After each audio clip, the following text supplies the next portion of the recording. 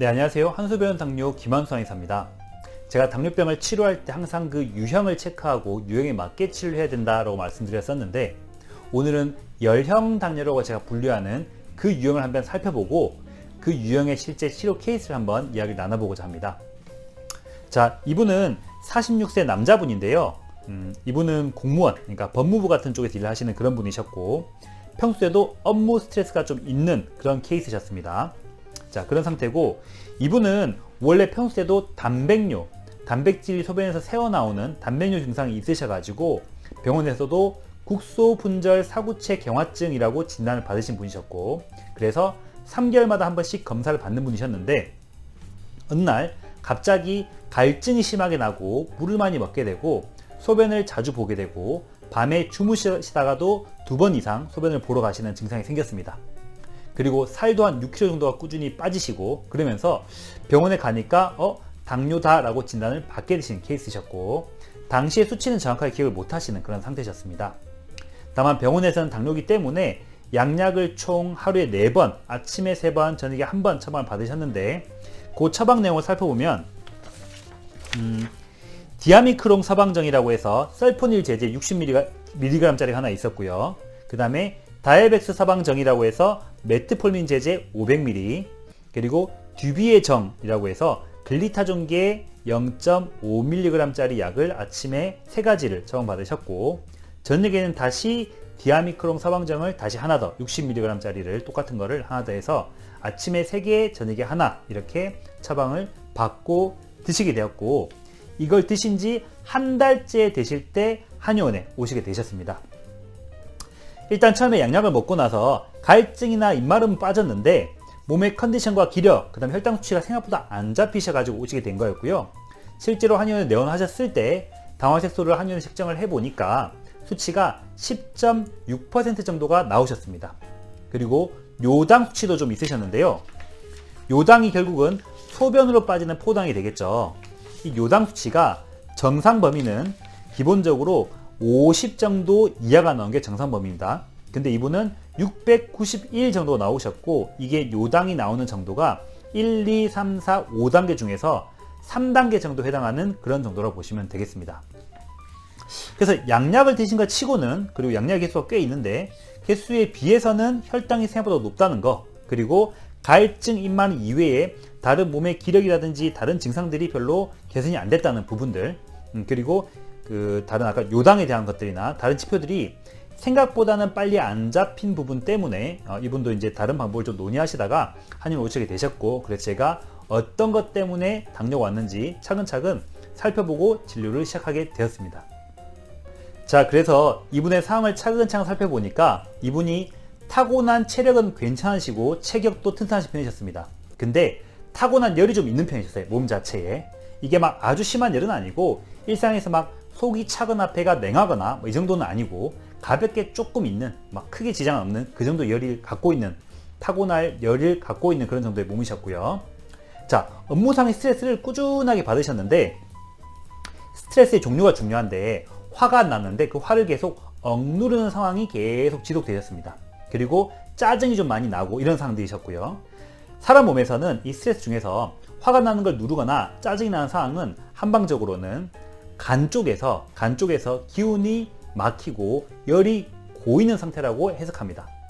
자, 그래서 이분은 업무상의 스트레스 때문에 꾸준하게 간 쪽에서 울체된 열이 쌓이고, 그 다음에 그걸 토대로 몸 자체가 굉장히 긴장도가 쌓인 그런 상태로 해석이 되었습니다.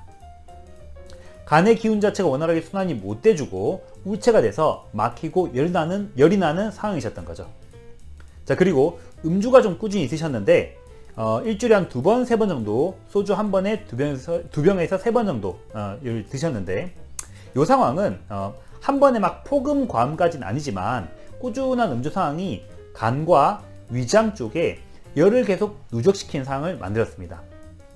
음주로 인해서 이런 열이 누적되는 상황을 우리가 한방에서는 주독, 술 주자에 독자를 써서 주독이 쌓인다고 표현하는데, 아까 말씀드린 스트레스 때문에 간에 울열과 긴장이 쌓이는 것, 그리고 음주 때문에 간과 위장에 주독이 쌓이는 문제가 계속 누적되다 보니까 결국에는 간, 위장, 횡격막, 심장 요 라인들에서 긴장이랑 경직이 계속 쌓이고 열도 쌓여버린 거죠. 아주 오랫동안 꾸준하게 열과 긴장이 지속돼 버리니까 문제는 몸이 점점 기력이 허약해집니다. 우리가 영양을 보강시키거나 기운이 보강되는 강도는 항상 비슷한데 문제는 항상 열과 긴장이 있으니까 에너지가 그쪽으로 빨리 소모돼 버리는 거죠. 그럼 막상 내 몸에서 내 몸이 쓸 에너지들은 떨어집니다. 막상 내 몸의 내장기, 장기, 장부라고 부르는데 간, 위장, 비장, 췌장 요쪽 라인의 장기들이 기운이 점점점 약해지는 거죠. 그러면 환자분들은 보통 만성 피로를 호소하게 되시는 거고요. 처음에는 이 열과 긴장이 지속됐었는데 이게 오래되다 보니까 몸의 기운이 제가 빠졌다고 말씀드렸잖아요. 그죠? 자, 여기서 어떤 문제가 생기냐면 열과 긴장이 꾸준하게 있는데 기운이 점점 약해지니까 몸의 기운이 좀 여유가 있을 때는 열이 나고 긴장이 돼도 이 열에 대한 것들이나 이 부분들을 몸에서 커버를 해줍니다. 자, 문제는 이게 만성화되면서 몸의 기운이 점점점 약해지니까 근데 열은 꾸준히 또 들어오죠. 음주도 있고 스트레스도 있고 몸이 커버하고 버티다가 이 버티는 게 점점 약해지고 열은 꾸준히 있다 보니까 나중에 이게 버티다가 터져버리는 상황이 돼버립니다. 자, 그러면은 몸은 더 이상 이 열과 긴장을 못 버티고 퍼져버리고 열과 긴장은 확 폭발해버리니까 몸 안에서 열감이 증폭하는 상황이 생겨버리는 거죠. 자, 요때 몸에서는 갈증, 입마름, 소변도 자주 보고 잠도 못 자는 수면이나 불면의 문제가 생기고 심지어 살도 빠진 문제가 생깁니다. 자, 이렇게 열이 증폭돼서 몸에 증상이 생기는데 자, 같은 이유로 열이 증폭되기 때문에 그걸로 인해서 혈당치도 상승하게 됩니다. 살이 찌고 뚱뚱해서 혈당이 상승한 것도 있겠지만 이런 식으로 몸 내부의 열이 증폭되면서 특히 간과 위장과 심장 쪽인데요.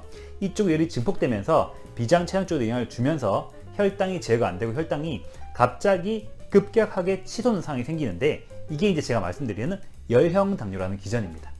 이분이 이제 그 기전을 이제 그대로 이제 갖고 오셨던 그런 케이스셨다고 보면 되겠고요. 자, 그래서 제가 이분을 치료함에 있어서 가장 이제 먼저 중심을 둔 부분은 이분은 다른 무엇보다도 열이 높아져서 온 열형 당뇨라는 것입니다. 우리가 비만이나 이런 것들 당뇨에 이제 연결을 많이 하긴 하는데 실제로 이분은 아주 마른 몸도 아니셨고 아주 비만도 아니셨어요.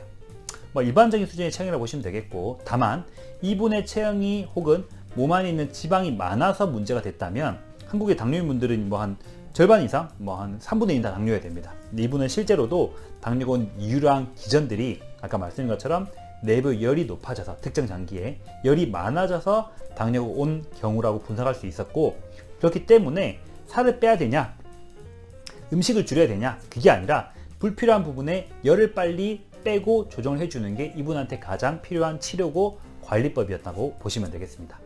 그래서 식사를 줄이고 운동을 많이 하고 탄수화물을 빼는 게 1번이 아니라 불필요한 열을 빼는 치료를 하는 게 가장 1번이고 한약도 굉장히 찬 성질의 약재를 필요한 장기에 맞게 잘 조정하는 처방을 구성해 드리는 것이 한의사로서 가장 중요한 그런 일이었습니다. 자, 한약도 그렇지만 관리도 몸의 열을 제어하는 쪽으로 들어가 주셔야 됩니다. 그렇기 때문에 시원한 샐러드 같은 건 도움이 되긴 하지만 반대로 막 기름지거나 탄수화물의 문제가 아니라 몸의 열을 높이는 음식들, 술도 당연히 안 드시고 맵거나 자극적인 음식들, 그 다음에 막 불 앞에 더운데 오래 계시는 것들 이런 것들이 이분한테는 가장 나쁜 관리가 되신다고 보면 되겠습니다. 그렇기 때문에 몸의 열을 식히는 관리법 그리고 한약에서도 아까 말씀드린 것처럼 이분은 특히 간과 위장과 심장의 열이 높아진 케이스이기 때문에 그쪽에 맞는 물론 개인마다 이것도 비중이 좀 다를 겁니다. 그리고 단계마다 비중이 다른데 그 부분에 맞춰서 처방을 구성해서 이제 드릴 수가 있게 됐습니다.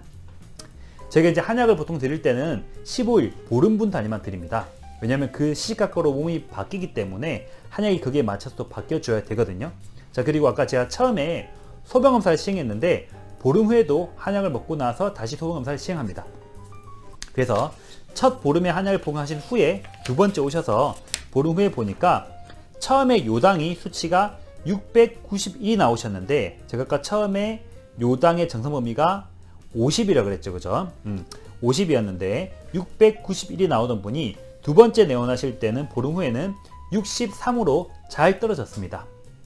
요당이 절대적 지표는 아닙니다. 전체 참고치라 보시면 되겠고, 그래서 전반적으로 요당이나 소변의 수치가 괜찮아졌었고, 그 다음에 증상, 몸의 증상에서도 갈증, 입마름은 원래도 없으셨기 때문에 괜찮았고요. 한의원 오실 때는 의미 없는 상태셨으니까. 다만 이제 소변을 자주 보시고 몸이 굉장히 피곤하셨는데, 일단 피로감이 좀 회복세가 좋았고, 밤에 주무시다가 소변 보시는 게 2번이셨는데 보름 후에 체크할 때는 안 가거나 한 번 가시는 정도로 체크됐습니다. 그래서 거품은 좀 아직 있는데 잔뇨감은 없다, 이렇게 이제 말씀하셨거든요. 그래서 맥도 그렇고 전체적으로 열을 꺼뜨리는 방향과 양상이 잘 만들어지고 있다라고 판단할 수가 있었습니다. 그래서 또 여기에 이어가지고 불필요한 부분, 또 조금 더 강도가 필요한 부분을 조정해서 또 한약을 드릴 수 있게 됐고요. 그리고 다시 보름. 자, 한약을 총 드린 기간은 이제 한 달이 되기 때문에 이때는 저희가 다시 한번 당화색소를 측정합니다. 처음 내원하실 때 그때가 10.6%였고, 이때 측정을 다시 한 달만 해보니까 이때 당화색소가 8.5까지 잘 떨어지셨습니다. 양약은 똑같은 강도인데 이제 한약이 들어가고 몸의 방향을 바꿔버리니까 혈당이 10.6에서 8.5로 한 달 만에 잘 떨어졌던 거죠. 관리도 잘 해주셨고, 말씀드린 대로 관리도 잘 해주셨고, 한약의 방향도 잘 적용이 된 것 같습니다. 그리고 이제 밤에 소변 보시는 거는 그냥 깬 김에 가는 정도다 라고만 말씀하셨고, 안 깨면 안 가시는 거죠. 그냥 그런 정도셨습니다. 그래서 전체적으로 한 달만 해도 증상의 변화가 굉장히 좋으셨고, 딴 것보다도 한약적으로는 내부의 열에 대한 것들이 이제 반영되는 맥의 상태가 좋아졌기 때문에 제가 몸이 빠르게 좋아지고 있다라고 판단할 수 있었고, 이걸 토대로 제가 원래 드시는 당뇨약이 아침에 3개, 저녁에 하나 있는데, 저녁에 드시는 디아미크론 사방전 이 약을 그냥 뗄 수가 있었습니다. 그러니까 하루에 4개 드시는 걸 이제 3개로 바로 줄인 거죠. 자, 그리고 다시 또 관리를 이어갔고요. 한약도 드리고, 그리고 다시 한 달 후, 그러니까 처음 시작하고 2달째 될 때 당화색소를 찍어보니까 이번에는 7.8까지 잘 떨어지셨습니다. 증상도 괜찮았고요. 그리고 요당도 이제 정상치까지 나오시고, 그리고 석 달째 됐을 때는 당화색소가 이제 6.6까지 잘 떨어지셨습니다. 그래서 이제 처음에 양약을 쓰던 걸 줄이고 하면서도 혈당치도 오히려 양약이 있다가 빠져버리니까 원래 혈당을 누르는 게 없어져 버리니까 혈당이 원래 올라가기 마련이거든요. 자, 근데 한약으로 몸을 풀고 방향을 잘 잡아주니까 양약을 뺐음에도 불구하고 혈당치가 잘 떨어지는 그런 패턴을 만들 수 있었고, 처음에 10.6이던 게 첫 번째 달 지나고 나서는 8.5, 두 번째 달에는 7.8, 세 번째 달에는 6.6까지 잘 떨어질 수가 있었습니다. 자, 그리고 이후에는 제가 치료를 더 이상 하지 못하고 이후에 카톡으로만 이제 서로 연락을 주고 받았는데, 그 답변의 내용을 보면은 잠 잘 주무시고 밤에 소변 보는 거 없으시고 소변 거품 안정적이시고 이런 식으로 컨디션도 괜찮고 혈당도 잘 나오시고 이렇게 확인할 수가 있었습니다. 그래서 결국은 우리가 이분이 만약에 당뇨니까 살 빼야 돼, 적게 먹어야 돼 라고 하면은 절대로 이렇게 회복될 수가 없습니다. 문제가 뭔지를 찾아서 그걸 해결해야 되는 거지, 당뇨니까 살 빼야 돼, 당뇨니까 적게 먹어야 돼, 이거는 절대로 맞는 방향이 아니라고 보시면 되겠습니다. 그래서 이분 같은 경우는 몸에 열이 증폭돼서 당뇨가 유발된 케이스셨고, 그래서 그 열을 빠르게 잡아주니까 그만큼 빨리 몸도 좋아지고 회복도 잘 할 수 있는 그런 케이스셨다고 보시면 되겠습니다. 당뇨병은 단순히 혈당이 높아진다는 의미가 아니라 혈당이 높아진 그 이유가 사람마다 굉장히 다릅니다. 한의학적 시각에서는. 그래서 열이 높아져서 어떤 갈증과 입마름 증상이 생기는 부분, 그리고 열이 높아져서 그 열 때문에 당뇨가 생기는 분이 있고요. 또 아까 말씀드린 것처럼 스트레스나 기력이 약해서도 당뇨가 생길 수가 있습니다.